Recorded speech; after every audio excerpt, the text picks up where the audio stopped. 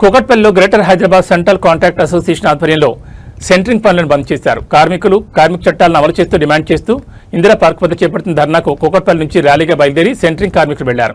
ఈ సందర్భంగా వారు మాట్లాడుతూ సెంట్రింగ్ నిర్మాణ పనుల విషయంలో డబ్బులు పెంచడంతో పాటు కార్మికుల భద్రతాపరమైన చర్యలు చేపట్టేలా రాష్ట్ర ప్రభుత్వం చర్యలు చేపట్టాలని వారు డిమాండ్ చేశారు.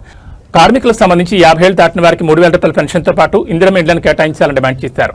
అదేవిధంగా సెంట్రింగ్ సామాన్లు పెట్టుకునే విధంగా గోదాం సైతం ఏర్పాటు చేయాలని కోరారు.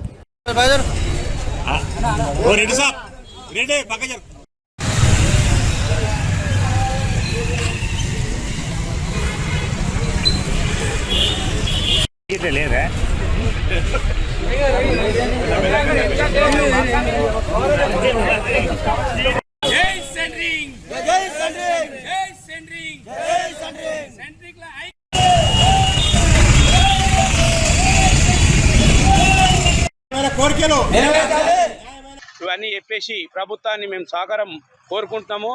ఈ రోజు మాకు ఒక ముఖ్యమైన జై సెంట్రింగ్